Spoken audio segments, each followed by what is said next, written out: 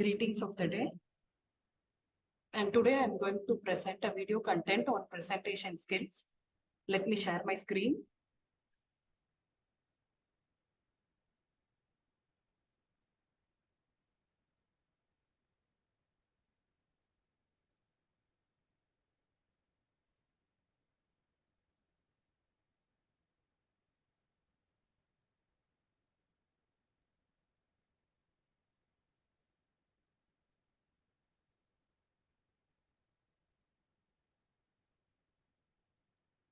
So the topic is presentation skills, which is a prevalent topic.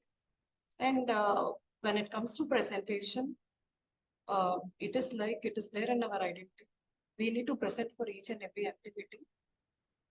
And I'll speak about how the pros and cons of presentation skills, how you have to carry out your presentation.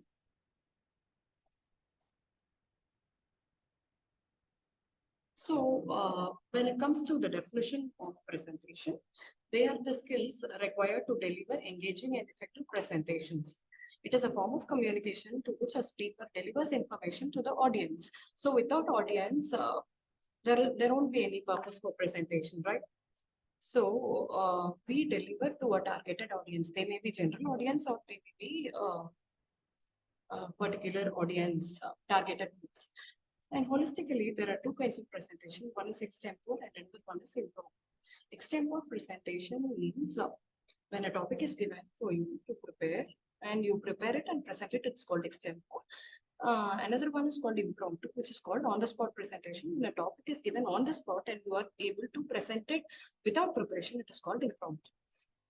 And when it comes to presentation, you have to remember about the 4 P's. So I have given you the steps which you can use it for your presentation, and keep always 4 P's in your mind, which are plan, prepare, practice, and present. When it comes to planning, without planning, everything goes on miss. We can't be perfect in anything. So what is needed is planning.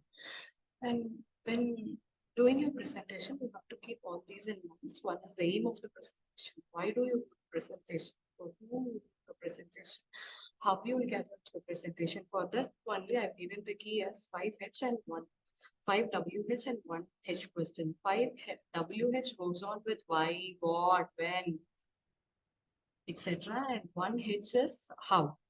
So aim of the presentation, subject matter of the presentation, what you're going to deliver, that is very important. Audience, who are the audience, venue or the place, where is the venue, where you're going to present, you have to be prior, and place. Do you know the place prior, or else you want to search the place, so that you have to reach the venue prior. So be okay with everything. What you're presenting, why you're presenting, when you're presenting, how you're presenting, these all need to be taken care of. Time of the day. So whether it is morning session or whether it is afternoon session, whether you're carrying out on Zoom. So everything you have to take care, and length of the talk. How much is the length? So you have to practice it so that it will emerge perfect. And then comes preparing. While preparing a presentation, keep this in mind. Analyze your audience, how the audience are. And you have to select a topic based on, you have to select a topic based on the objective, what is given for you or what you're going to take up. You have to tell about the objective of the presentation, why you are presenting, prepare the body of the presentation. If it is a presentation, you should have proper introduction, supporting points, key contents, and you should have a proper conclusion, recommendations, questions, and it goes on.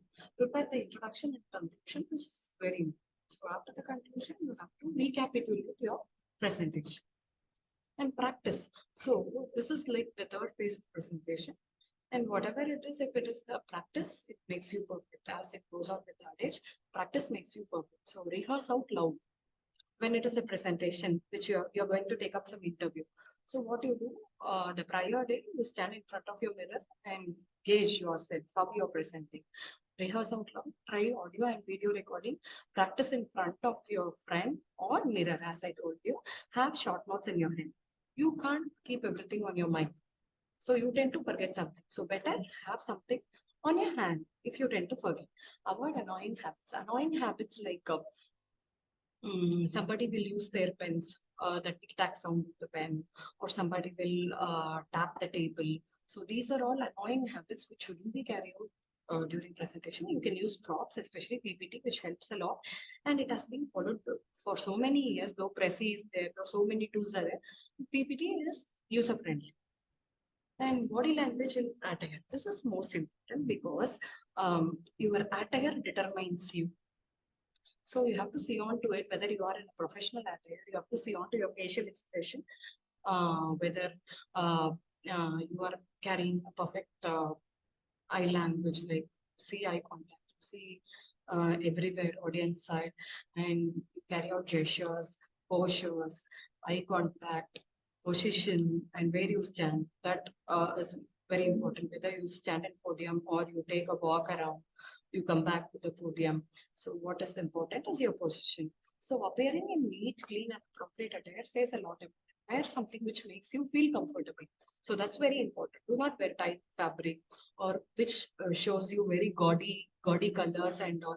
So use a fabric which shows you elegant. And use PowerPoint, which is very friendly, user-friendly tool used for the past decades. It's quick, easy, and simple. You prepare your presentation in advance. It's good for large audience because without PPT, you can't be going and presenting simply uttering word by word, and you tend to forget so many things which you need to convey. So use PowerPoint, and you can include picture and graphics, and audience will have something to look at when you have your PowerPoint filled with graphs, filled with facts, filled with details. They will know about whether they're listening or not. Graphics will attract them or not. So because visual presentation has got that much effect than oral presentation. So use 10, 20, and 30 golden rule, which means you restrict your slides to 10 and 20 minutes presentation, which will be good, and 30, it refers to font size. So below 30, it refers to font size. So use 20, 10, 20, and 30 do's. When you do your presentation, what you have to do, take deep breath, speak clearly, make small cards. As I told, it is a repetition point. Make small cards to remind yourself about the topic. Involve your audience. You can ask the audience to give some views and what do they feel like. You can throw some tidbits and you can ask them their suggestion. Smile, crack jokes if correlated to the topic. You can smile. You can't be always stoic. So you have to smile during the presentation. Project your personality. Your personality is displayed through your presentation. Remember, no one knows how you feel or what do you think. So audience is on your side always, so do your best. And I've given you the tones. When it comes to tones, slow your pace. So, and you don't do like read from PowerPoint or piece of paper word by word. And do not fidget and do not use inappropriate language. There are mother tongue influence which feeds into your presentation.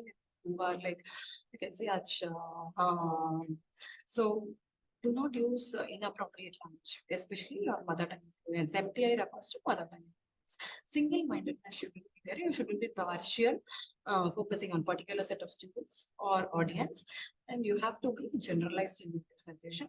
And do not spam your audience with lots of information. So if you load your presentation with information, they tend to miss a lot. So be crisp in your presentation. And do not forget this, the success of your presentation will be judged not by the knowledge you send, by what is the listener received. So what is important is what the audience is taking. When you finish your presentation, the audience should have in their mind that they have some solid substance or some solid deal they are carrying it out with. That should be the objective of presentation. So the final slide, concluding slide is be a good presenter, all the best. And you're stronger than do you think. And thank you. So be a good presenter always. Keep all these pros and cons in your mind. Thank you for giving the opportunity.